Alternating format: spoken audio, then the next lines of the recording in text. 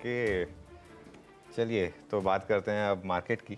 और मार्केट में इस समय है एक डबल वैमी। और क्या है ये डबल वैमी? ग्लोबल और लोकल दोनों क्यूज़ ख़राब हो रहे हैं कि ये ऐसा ही होता है, जब एक बार चीज़ें चलनी होती हैं तो आपके फेवर में एक के बाद एक इवेंट्स आते हैं, और जब आपके अगेंस्ट जाना होता है तो ये पूरी की पूरी कायनात लग जाती है। फिर वही हो रहा है आजकल। और एक चीज़ मैं फिर बता रहा हूँ, HDFC बैंक के नंबर्स को प्लीज़ आप एज अ माइक्रो इवेंट ना देखें। अगेन कल बहुत लोगों ने पूछा कि ये तो एक बैंक का इशू है, तो इसको आप मैक्रो इवेंट क्यों ले रहे हैं? क्योंकि ये एक बैंक का इशू नहीं है, ये सबसे बड़े बैंक का इशू है। और सबसे बड़ा बैंक अगर बोल रहा है कि दिक्कत है, तो पूरे सिस्टम में दिक्कत है। फेडरल बैंक ने खैर पहले ही आगाह किया था, लेकिन कल HDFC बैंक ने कंफर्म किया, और ये पूरे के पूरे बैंकिंग सेक्टर को डीरेल करने को तैयार है अब यहाँ पर। और बैंक निफ्टी में अब मुझे लग रहा है कि एक बार के लिए इवन 200 डे मूविंग एवरेज का टेस्ट पॉसिबल है। 44,550 पर है वो 200 डे मूविंग एवरेज, वहाँ तक कोई सपोर्ट नहीं है बैंक निफ्टी में।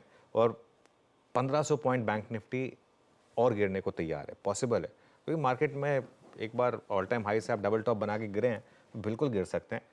और यहाँ से आप ICICI बैंक, एक्सिस बैंक और SBI, इन सारे के सारे बड़े बैंकों में 5 to 10% का मूव देख सकते हैं। मैं बताता हूँ ये मैं क्यों बोल रहा हूँ।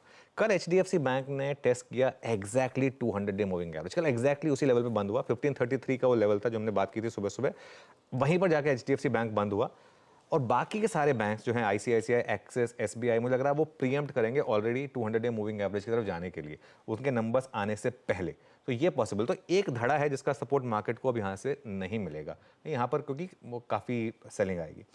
अब मार्केट की उम्मीद होगी 4 या 5 स्टॉक से। एक तो आईटी मजबूत है, हालांकि LTI माइंट्री के नंबर्स ने वो भी थोड़ा सा मूड माहौल खराब किया है, लेकिन फिर भी आईटी मजबूत है। रिलायंस रिलेटिवली मजबूत है, रिलेटिवली, लार्सन एंड ट्यूब्रो और ITC। अब ये मार्केट कोशिश करेगा कि ये थोड़ी सी आपको हेल्प करे। तो ये तो हो गई बात डोमेस्टिकली। इवन ग्लोबली मूड माहौल खराब हो रहा है। वो 4.1% की जो बॉन्ड यील्ड है, जो रिसेंटली 3.9 पर आ गई थी, वो वापस थोड़ा सा मूड माहौल खराब कर रही है, और उसी की वजह से एशियन मार्केट्स में एक तगड़ी गिरावट आ रही है। पूरे डिटेल्स हम जब ग्लोबल क्यूज डिस्कस करेंगे तब उस पर आएंगे, लेकिन एक वहाँ पर भी आपको नज़र रखनी है। और मैं एक और चीज़ बोल रहा हूँ, एक हमारी थीम रही है 2 दिन से, प्रॉफिट प्रिजर्वेशन और कैपिटल प्रिजर्वेशन। प्रॉफिट का लास्ट का 5% कोई और भी ले जाएगा, कोई दिक्कत नहीं है, लेकिन अपना मुनाफा बचाएं और खरीदारी की जल्दबाजी ना करें। इस मार्केट में सबसे इंपॉर्टेंट डिसीजन ये नहीं होता है कि आपको कब लेना है, कितना लेना है। मार्केट का सबसे इंपॉर्टेंट डिसीजन होता है कब बेचना है। कब बेचना है, चाहे वो लॉस हो चाहे प्रॉफिट हो, वो आना चाहिए। और मेरे ख्याल से इस वीक में वो एक केस स्टडी बनेगा कि आपको कब बेचना चाहिए था या कब मतलब नहीं लेना चाहिए था। तो देखते हैं, आज मुझे लग रहा है आशीष शुरुआत तो टफ होगी, उसके बाद देखते हैं इंट्राडे में मार्केट रिकवरी दिखाता है या नहीं। आज भी निफ्टी की वीकली एक्सपायरी भी है। निफ्टी की वीकली एक्सपायरी का दिन पेन है, सबके पोर्टफोलियोज में पेन होगा। पर अगर CNBC आवाज को ट्रेडर बंधु लोग देख रहे हैं तो आप लोग तो कमा ही रहे होंगे इस गिरावट में, क्योंकि शॉर्ट्स बनाने की बात सिस्टम में कर दी गई थी। वो प्रोमो कह भी रहा था 3 महीनों के बाद पहली बार सिस्टम में शॉर्ट्स, निफ्टी पे शॉर्ट्स बनाने की बात, एक साइजेबल करेक्शन के लिए तैयार होने की बात करी गई थी। इवन कल का ट्रेडिंग सेशन निफ्टी बैंक पूरे इंडिकेशंस थे तगड़े गैप डाउन के साथ शुरुआत होगी, पर उस गिरावट में भी ये मेंशन था कि और दबाव बढ़ेगा, आप पुट्स के थ्रू निफ्टी बैंक की उस गिरावट को और खेल सकते हैं, और ऐसा ही हुआ। और इवन कल जाते जाते ये मेंशन था कि टेक्सचर खराब है, पार्शियल शॉर्ट्स को कैरी करिए। आज भी देखिए समीकरण आपकी स्क्रीन पर है। कल सुबह की तरह आज फिर 180-190 पॉइंट के गैप डाउन के साथ गांधीनगर से गिफ्ट निफ्टी इंडिकेट कर रहा है हमारे सेशन की शुरुआत होगी। तो हो वैसे ही रहा है जैसा CNBC आवाज पे लगातार मेंशन किया गया था। ब्यूटीफुल स्क्रीन वैसे ही बिहेव करती हुई। खैर, आज के अब संकेतों पे आ रहा हूं। गिफ्ट निफ्टी तो बार बार सुबह से आप देख रहे होंगे, मूड बिगड़ रहा होगा आपका भी, सभी का बिगड़ रहा है। 250 पॉइंट से ज्यादा की कमजोरी, लेकिन ये हम ही खामियाजा भुगतने वाले हैं। दुनिया इतना बुरा नहीं कर रही है। एक रीजन, कल सबने पेन झेल लिया है US के कमजोर संकेतों के साथ। आज सब जगह बेहतर है। एशिया में लार्जली सारे मार्केट्स इन ग्रीन कामकाज कर रहे हैं। इनफैक्ट सारे प्रोमिनेंट मार्केट्स 1/4 से आधा % मजबूत हैं। यह एशिया की तस्वीर है, हमारे पीयर्स की। और यूएस से भी कल जब हम सेशन की समाप्ति कर रहे थे, आधे से 2/3% तीनों बेंचमार्क्स और फ्यूचर्स दबाव दिखा रहे थे। एक्चुअल सेशन में 1/4 से आधे % का दबाव है, उतना दबाव नहीं आया है और आज सुबह के फ्यूचर्स एकदम फ्लैट खड़े हुए हैं। तो ये पेन सिर्फ हमारा है आज का, और उसके पीछे शायद एक रीजन सबसे प्रोमिनेंट वो एडीआर, एचडीएफसी बैंक दबाव के साथ, बैंक रब ऑफ, जो भी हो, हम इसीलिए अंडर परफॉर्म करेंगे। पर फिर भी ग्लोब की चिंताएं जस की तस मेंशन जो करी गई थी, बॉन्ड यील्ड्स उचक रहे हैं, डॉलर इंडेक्स उचक रहे हैं, हाँ उचक रहे हैं, कल जा छोड़े तो उसके ऊपर अभी भी कामकाज करना है। इक्विटीज बुरा नहीं है, संकेत गड़बड़ा रहे हैं। ऐसे में हर्षदा की जरूरत पड़ेगी समझने के लिए कि समीकरण बैठ कैसे रहे। या आपने एडीआर देख के लाल डिसाइड किया क्या आज? नहीं, कल एचडीएफसी बैंक देखिए तो एक दिन पहले डिसाइड हो जाता है ना। तो लगा बैंक मैसिव गैप डाउन, इस तरह के इंस्टीट्यूशन वाला स्टॉक शायद लो लेवल्स में रिकवरी, कोई रिस्पाइट नहीं थी। दिन के लोज 8.5% दबाव वही दिखा रहा था, कहीं से संभलने नहीं वाला। और आज तो खैर आज फिर इतना नहीं गिरेगा वैसे जितना एडीआर डरा रहा है आपको, फिर भी आज सल्क ही करेगा। मायूस तो किया है लोगों ने, लोगों को इस पर्टिकुलर शॉक ने, लेकिन देखते हैं क्या रिस्पांस रहेगा। लेकिन ग्लोबल मार्केट से आशीष स्क्रिप्ट वही है, बॉन्ड यील्ड का पेन बरकरार है। आपका 10 ईयर यील्ड 4.1% पर आता हुआ दिखाई दिया था, कल 4% के आसपास स्टेडी है, 4.88% के 4.08% के आसपास वो भरकर आया। इनफैक्ट 2 ईयर यील्ड तो 4% के ऊपर 4.35% तक पहुंच गई थी। और यही चिंता है दरअसल ग्लोबल मार्केट्स की कि यूएस की बॉन्ड डील्स लगातार 4% के ऊपर स्टेडी हैं। अब स्टेडी क्यों हुई हैं? कल यूएस के रिटेल सेल्स का डेटा आया, वहां पर ज्यादा मजबूती देखने को मिली है दिसंबर के महीने के लिए, रिजिलियंस देखने को मिल रहा है, यानी कि फेडरल रिजर्व की तरफ से अग्रेसिव कट्स जल्दबाजी में बिल्कुल नहीं आने वाले हैं, यही मार्केट पढ़ रहा है। रिटेल सेल्स अगर आप नवंबर से कंपेयर करेंगे तो 0.6% बढ़कर आई हैं, उससे पहले करीब 0.4%, और ये ऑटो को छोड़कर हम देख रहे हैं रिटेल सेल्स में क्लियरली इजाफा बनता दिखाई दे रहा है। यही चीज है दरअसल जो इस बॉन्ड डील को भी सपोर्ट कर रही है और प्राइसेस वहां पर बढ़ते हुए दिखाई दे रहे हैं। दूसरी जो चीजें हैं, जो बयान आ रहे हैं, चाहे वो फेडरल रिजर्व के कुछ मेंबर्स हो या फिर जो डावोस में चल रहे वर्ल्ड इकोनॉमिक फोरम में बयानबाजी हो रही है, सभी लोग एक सुर में कह रहे हैं कि देखिए मार्केट ने ज्यादा ही प्रीएम्प्ट कर लिया था कि मार्च में वो रेट कट आएगा, ऐसी स्थिति नहीं है। डेटा पॉइंट्स जब तक कंफर्टेबल नहीं होते और हम आराम से दरअसल वो रेट कट्स और मॉनेटरी ईजिंग की तरफ जाएंगे। ये ईसीबी के स्पोक्स पर्सन की तरफ से बयान आया है। ये इनफैक्ट कल क्रिस्टोफर वॉलर जो फेडरल रिजर्व गवर्नर है उनकी तरफ से बयान आया है, और पिछले हफ्ते जो बॉस्टिक साहब का बयान था वो यही कह रहा था। तो यही इंडिकेशन है कि market has gone run ahead of itself. ये सबसे बड़ा पेन पॉइंट है। दूसरी चीज, कल भारतीय बाजार में जो सेल ऑफ देखने को मिला था, एशियन मार्केट पे भी हमने देखा है पूरी बिकवाली बनती हुई दिखाई दी। तो कुछ रिपोर्ट्स ये कह रहे हैं कि एक डॉलर स्क्वीज की सिचुएशन उभर कर आ रही है, जो लार्जली एक ओवरहैंग रहेगा एशियन मार्केट के ट्रेड पर, और ये डेटा पॉइंट्स अच्छे नहीं हैं। दूसरी तरफ अगर आप कच्चे तेल का हाल देखें, $78 पर ये स्टेडी है। यहाँ पर एक डेटा पॉइंट में पढ़ रही थी कि यूएस प्रोडक्शन दरअसल एक्सट्रीम कोल्ड की वजह से नॉर्थ डकोटा में कुछ कम होता हुआ दिखाई देगा। तो पर डे करीब 6.5 से 7 लाख बैरल्स की कटौती हो सकती है वहां पर सप्लाई में, और ये प्राइसेस को स्टेडी रखेगा। चाइना से ऑफ कोर्स क्लियर कट कुछ इंडिकेशन नहीं आ रहा है, जहां पर पूरे इस साल की शुरुआत में उम्मीद थी कि 2024 चाइना की तरफ से डिमांड आती हुई दिखाई देगी फ्यूल की, उसके संकेत है नहीं उनके लेटेस्ट डेटा पॉइंट्स के मद्देनजर। लेकिन क्लियरली वो बॉन्ड यील्ड ही पेन पॉइंट बनी हुई है, चाहे वो यूएस मार्केट्स खुद हो या फिर भारतीय बाजार या फिर बाकी ग्लोबल मार्केट्स हो। भाई साहब, ये है ग्लोब की तस्वीर। माहौल तो खैर बिगड़ा ही हुआ है, उस इन्फ्लेशन के नंबर ने सारे समीकरण बिगाड़ दिए थे। आज दूसरा इंपॉर्टेंट आंकड़ा वो jobs market related jobless claims का, लेकिन वो आज शाम को आएगा, जिस पर हम लोग कल सुबह चर्चा कर लेंगे। कुछ एफओएमसी मेंबर्स की कमेंट्रीज लाइंड अप है, कुछ झलक मिल जाए फेड क्या सोच रहा है या मेंबर्स क्या सोच रहे हैं तो बेहतर। खैर वो देखेंगे क्या निकल कर आता है आज शाम को। लेकिन अब निफ्टी 50 की वीकली एक्सपायरी के दिन किस तरह का ट्रेड सेटअप है? कॉशन का अंडरटोन इस हफ्ते की शुरुआत से था ट्रेड सेटअप में। कल जिस तरह से सारी तस्वीर बदल गई, उसके बाद अब सेटअप कैसा खड़ा है? डेटा पॉइंट्स क्या सजेस्ट कर रहे हैं? देखिए, मैं आज थोड़ा सा अपने शब्दों को तोल के बोल रहा हूँ, बहुत मुश्किल भी हुई है मुझे फ्रैंकली, मतलब वो स्ट्रैटेजी वगैरह बनाने में, क्योंकि बहुत मूविंग पार्ट्स हैं मार्केट में। आज ट्रेड सेटअप एक समय पे काफ़ी ओवरसोल्ड हो जाएगा और एक समय में आज इंट्राडे में मार्केट आपको एक बहुत शानदार लॉन्ग ट्रेड भी देगा।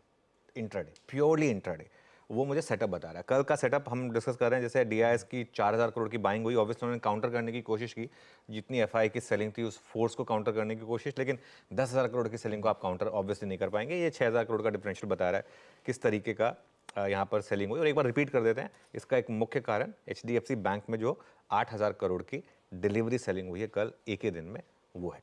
ठीक है ना। FIIs in index futures and FIIs in stock futures. अच्छा, मैं नॉर्मल डे पे कहता कि ये अगले दिन बड़ा बाउंस बैक आएगा, इतनी सेलिंग हुई है, लेकिन क्योंकि ये मैक्रो इवेंट है, इसके लिए ये समझ में आता है कि आज वो सेकंड डे के लिए भी प्ले कर रहे हैं। FIIs ने इंडेक्स फ्यूचर्स में 5000 करोड़ बेचे और स्टॉक फ्यूचर्स में 6000 करोड़ बेचे। और ये जो 5000 करोड़ इंडेक्स फ्यूचर्स में बेचे गए हैं, ये बिल्कुल FIIs ने कल बिल्कुल जैसे कहते हैं ना, नाप तोल के, किसी के साथ जाती नहीं। निफ्टी में भी 2500 करोड़, बैंक निफ्टी में भी 2500 करोड़, बिल्कुल मतलब बराबर बराबर मामला रखा। और लॉन्ग शॉर्ट में भी ऑलमोस्ट बराबर का आंकड़ा रखा। 34,000 लॉन्ग काटे और 24,000 शॉर्ट जोड़े। एक दिन में करीब करीब आपके 60,000 शॉर्ट जुड़े एक दिन में। वो जो लॉन्ग शॉर्ट की बात कर रहे हैं 54-46 पर आ गए। हो सकता है आज वो नेट शॉर्ट भी हो जाए। वो वीरू वाला जो चार्ट आता है ना, जो वीरू दिखाते हैं, वो चार्ट अगर आज दिखा दें आप, ये देखिए, तो ये एकदम से गिरा मार्केट। और एक चीज़ आप आशीष नोटिस करेंगे, ये मार्केट के टॉप्स और एफआई के लॉन्ग शॉर्ट के टॉप्स मैच करते हैं, और मार्केट का बॉटम और एफआई का लॉन्ग शॉर्ट बॉटम मैच करता है। अब कई लोग पूछते हैं ना कि कैसे हम लोग वो ट्रेंड रिवर्सल पकड़ लेते हैं। यही तो इंडिकेशन होते हैं। ये इंडिकेशन 600 स्टॉक न्यू का नए हाइस पर होना, पुट कॉल रेशियो का 1.6 पर होना, एफआई लॉन्ग एक्सपोजर का यहाँ होना, या फिर एफआई शॉर्ट एक्सपोजर का यहाँ होना, ये सब क्या है? चाहे देखिए दुनिया में जितने मर्जी रोबोटिक्स आ जाए, चाहे दुनिया में जितनी मर्जी आर्टिफिशियल इंटेलिजेंस आ जाए, जो इंसान की बेसिक इंस्टिंक्ट्स है ना, वो सेम रहती हैं। ग्रीड एंड फियर सेम है। 100 साल पहले भी वही थी, 1000 साल पहले भी वही थी, 1000 साल बाद भी यही होंगी। क्यों हम आज की डेट में भी इकोनॉमिक्स के स्टूडेंट्स को वो केन्स के प्रिंसिपल पढ़ाते हैं? क्यों हम आज की डेट में भी वो बेंजामिन ग्राहम की लिखी हुई बुक्स या फिर पीटर लिंच की लिखी हुई बुक्स आज भी मार्केट के लिए उतनी ही पॉपुलर हैं? क्यों वो 1987 की वॉल स्ट्रीट आज भी अगर आप देख लेंगे तो लगेगा कि वही हो रहा है एग्जैक्टली मार्केट में? क्योंकि grid and fear exactly same. ये सेटअप जो है, ये हमको क्या बताता है? ये हमको यही बताता है। इसमें बस ये चीज़ें हो जाती हैं कि आप कई बार, इस बार आशीष हम लकी रहे कि हमने एग्जैक्टली टॉप पकड़ लिया। कई बार नहीं पकड़ पाते हैं। कई बार क्या होता है कि हम थोड़ा जल्दबाजी कर जाते हैं। हम बोलते हैं कि मैं बेरिश हो गया, लेकिन मार्केट उसके बाद भी 500 पॉइंट रैली दिखा के फिर गिरता है। कई बार हम बुलिश होते हैं, मार्केट और 400-500 पॉइंट गिरने के बाद बढ़ता है। लेकिन ये सेटअप मोर और लेस ना आपको ये चीज़ें बता देते हैं कि आप एक पोजिशनल पीक पर हैं या पोजिशनल बॉटम पर है। वो ट्रेंड रिवर्सल के इंडिकेशन दे देता है आपको। ठीक है, तो आज वो जो ओवरबॉट नेचर था वो मार्केट का एकदम से करके ओवरसोल्ड हो सकता है। एफआईएस के आप इंडेक्स ऑप्शन में देखिए, कल कॉल लॉन्ग जितने थे सबकी धुलाई हो गई। 4 लाख कॉल लॉन्ग उड़ गए और थोड़ी सी कॉल राइटिंग हो गई। इंडिया विक्स एक ही दिन में 11% ऊपर आ गया, 15 पर आ गया, और पुट कॉल रेशियो आ गया आपका 0.7 पर। ये 2 दिन पहले पुट कॉल रेशियो 1.54 वाला 2 दिन में 0.7 पर आया। ये मार्केट का इक्विलिब्रियम इतनी जल्दी चेंज होता है कि 2 दिन पहले जो मार्केट ओवरबॉट था वो आज ओवरसोल्ड हो जाएगा।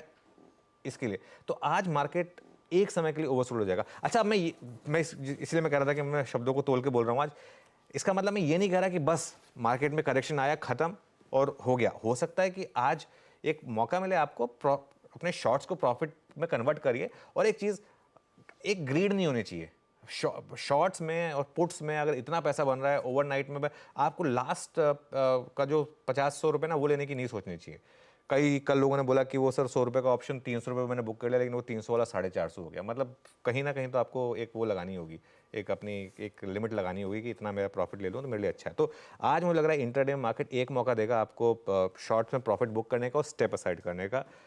उसके बाद इंट्राडे में हो सकता है एक लॉन्ग ट्रेड भी मिले, और उसके बाद अगर वो लॉन्ग और वो रिकवरी फेल हो तो वापस एक शॉर्ट ट्रेड भी मिले। तो ऑल ओवर द प्लेस है समीकरण। इसीलिए कह रहा हूँ, या तो लॉन्ग तो बिल्कुल मत करिए, पोजिशनल लॉन्ग तो बिल्कुल मत लीजिए इस मार्केट में। क्योंकि कल अगर आपने पोजिशनल लॉन्ग ले लिया होता तो आज क्या करते आप? आज सीधा खुलेगा ही मार्केट 200 पॉइंट नीचे, कोई स्टॉप लॉस नहीं बचेगा, कोई हेजिंग नहीं बचाएगी आपको, कोई कुछ नहीं बचाएगा आपको। मिड कैप्स, मेरे ख्याल से मिड कैप्स पर ध्यान रखें। मिड कैप्स में अभी भी गिरावट नहीं आ रही है, और एक चीज़, हो सकता है कि मिड कैप में गिरावट ना भी आए क्योंकि डोमेस्टिक लिक्विडिटी अभी भी काफ़ी स्ट्रांग है, तो वो पैसा अभी भी मिड कैप्स में जा रहा है। कल भी देखिए आप किस तरीके से फॉलिंग मार्केट में RVNL, इरकॉन, IRFC ऐसे चल रहे थे जैसे कुछ हुआ ही नहीं है। मतलब वो मुझे एक ऐसे याद आता है कि वो एक मीम बनते हैं ना, वो एक प्यारी सी लड़की खड़ी है, एक पीछे आग लगी हुई है और वो हंस रही है का मतलब ये जो रेलवे स्टॉक्स थे उसका बिल्कुल मूड माहौल मुझे ऐसे ही लग रहा था। लेकिन ये देखिए RVNL मतलब जैसे कुछ नहीं हुआ। खैर ये सब चीज़ें चलती हैं मार्केट में। मुझे थोड़ा रिस्क है अभी भी मिड कैप्स में, लेकिन अगर स्क्रीन दिखा रही है कि नहीं है तो नहीं है, फिर आप अपने पोजीशन को अगर आप कैरी कर सकते हैं। एक चीज़ का ध्यान रखिए बस, अब जैसे कल लार्ज कैप में स्टैम्पीड हुआ, अगर मिड कैप में स्टैम्पीड हुआ तो आप क्या करेंगे? उस समय एग्जिट नहीं होती है। कल HDFC बैंक से निकलना बहुत मुश्किल रहा होगा। तो ये इस चीज़ का ध्यान रखें कि अगर आप मिड कैप में भी पैसा बन रहा है, प्रोटेक्शन सीखें उसको कि कैसे उस पैसे को बचाना है इस समय। लेकिन सेटअप थोड़ा सा ओवरसोल्ड है और आज थोड़ा और ओवरसोल्ड हो जाएगा।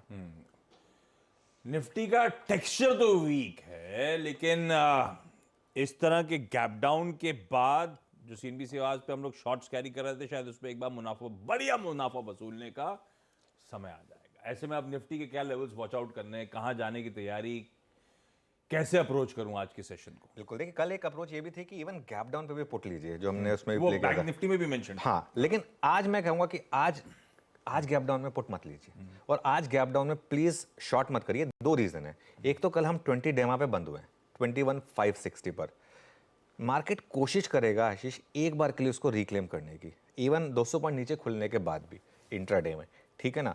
तो प्लीज आज गैप डाउन पे शॉर्ट मत करिए, क्योंकि फिर आपका रिस्क रिवॉर्ड बहुत खराब हो जाएगा। पहले ही पुट कॉल रेशियो इतना ओवरसोल्ड है, आज गैप डाउन होगा और ओवरसोल्ड होगा, गिरना होगा मार्केट को और गिरेगा। आज अपनी एग्जिस्टिंग शॉर्ट पोजीशंस को मैनेज करिए। मैं तो ये कहूँगा कि आज एक बार अपनी शॉर्ट पोजीशंस को वापस बुक कर लीजिए। और एक चीज़, अग्रेसिव ट्रेडर, बहुत ही अग्रेसिव ट्रेडर, क्योंकि आज अब हर कोई, जिसे कहते हैं ना, एक बुल को अपनी पेन से रिलीव करने का मामला आ जाएगा आज, कि बुल बहुत पेन में, चलो थोड़ा उसको रिलीव कर दो। वो वाला जब मोमेंट आएगा ना, तब आज आप सेकंड हाफ में, या सेकंड हाफ से मेरा मतलब होता है मार्केट ओपनिंग के बाद, कभी भी 10 बजे के बाद से कभी भी एक बार के लिए शॉर्ट कवरिंग भी आएगी मार्केट में। वो शॉर्ट कवरिंग को लेकिन सिर्फ कॉल्स के थ्रू, इंट्राडे, प्योर कॉल्स के थ्रू, सिर्फ इंट्राडे में उसको रिकवरी, वो कोशिश करेगा उसको भुनाने की। लेकिन उसके बाद अगर रिकवरी फेल हो, रिकवरी आज मार्केट एक तो अटेम्प्ट करेगा, लेकिन अगर रिकवरी फेल हो तो उस फेलियर में फिर शॉर्ट करने की कोशिश करें मार्केट को। इस चीज़ का ध्यान रखें। लेवल्स बता देता हूं अब मैं, जो थोड़े से इंपॉर्टेंट रहेंगे मेरे ख्याल से। 21,500 का पुट कल बंद हुआ है 50 रुपए पर, सबसे ज़्यादा पुट राइटिंग वहीं पर हुई है। आज फिर उसकी धुनाई होगी। 21,450 इंपॉर्टेंट लेवल, उसके नीचे ही खुलेगा। हम 21,450 के नीचे मुझे लग रहा है 21,375 और 21,290। 21,375 से 21,290 के बीच का लेवल है, जहां से मैं एक्सपेक्ट कर रहा हूं कि आज एक बार के लिए मार्केट आपको इंट्राडे में रिवर्सल दिखाएगा। ये लेवल ध्यान रखिएगा, 21,375 से 21,290। इस लेवल के बीच में आप चाहें तो अपने शॉर्ट तो कब बुक करें, और चाहें तो वो एक कॉन्ट्रा लॉन्ग जो मैं कह रहा हूँ वो ट्राई करने के लिए उसकी कोशिश करें, तो शायद आपका उस तरह भी पैसा बने। लेकिन अगेन अगर नहीं आ रही है वो, और मार्केट दिखा रहा है कि और वीक हो रही है, तो फिर वो उससे बाहर भी निकलिए। पोजिशनली मैं फिर कह रहा हूँ, मुझे लग रहा है पोजिशनली 21,010 दिखता है मुझे 50 डेमा, जहाँ पर मैं बायर हूँगा फ्रैंकली, मतलब, या फिर मैं बोलूँगा कि आप बाय करिए 20,500 से 21,000 के बीच में, क्योंकि बॉटम तो आप कभी नहीं पकड़ पाएंगे। और एक चीज़, कल अगर आपने वो 200 पॉइंट, 300 पॉइंट, 400 पॉइंट के डिक्लाइन में निफ्टी ETF ऐड करा है, आज एक और मौका है निफ्टी ETF ऐड करने का। अपने ट्रेडिंग और इन्वेस्टमेंट डिसीजंस को अलग अलग रखना सीखिए, और डिप एंड सिप, अब आ रहा है वो मामला डिप एंड सिप करने का, कि अपने डिप में SIP बढ़ाइए अपनी, तभी अगली बुल मार्केट में पैसा बनेगा। बहुत बढ़िया। ये है निफ्टी 50 का एक्सपायरी के दिन का हमारा अप्रोच। अब लाइए वो कल का निफ्टी बैंक 4.25%, 2,000 पॉइंट से ज्यादा की गिरावट। और आज HDFC बैंक का ADR स्क्रीन पे रखिएगा। ये सिर्फ डरा रहा है ना, या काटेगा भी? 9% कल के ऊपर। यतिन ने बहुत अच्छा पॉइंट रेज किया है। कल का जो HDFC बैंक का ADR बंद हुआ है, उसको अगर आप अब कन्वर्ट कर लें, HDFC बैंक का ADR 3 शेयर से प्रेजेंट करता है, तो उसको आप 83 से मल्टीप्लाई करिए, 55 को, उसको 3 से डिवाइड करिए, एग्जैक्ट वो पॉइंट आ जाएगा जहां पर कल HDFC बैंक बंद हुआ है। पिछले साल HDFC बैंक का ADR इवन डिस्काउंट पर आ गया था, उसके बाद उसमें बड़ी रैली हुई थी तो प्रीमियम पे चला गया था। ये एक रीज़न हो सकता है कि HDFC बैंक का वो प्रीमियम खत्म हो गया। देखिए 9% ना गिरे, लेकिन 2-3% तो गिरेगा, मेरे ख्याल से 2-3% तो गिरेगा, क्योंकि कल का ओवरहैंग काफ़ी ज़्यादा है, 200 डे मूविंग एवरेज पर भी है। और देखिए जल्दी नहीं है ना किसी को लेने की। मार्केट में क्या होता है, आप क्या डिसीजन लेते हैं कि क्या अगर मैंने आज नहीं लिया तो क्या कल में, ये आपको 1 महीने बाद भी यही मिलेगा। तो ऐसा कुछ नहीं है कि आपने कोई बहुत बड़ी रैली मिस कर देंगे HDFC बैंक में। तो इसके लिए कई लोग होते हैं अपने कैपिटल फ्री करके वहाँ लगाएंगे पैसा जहाँ पे पैसा बन रहा है।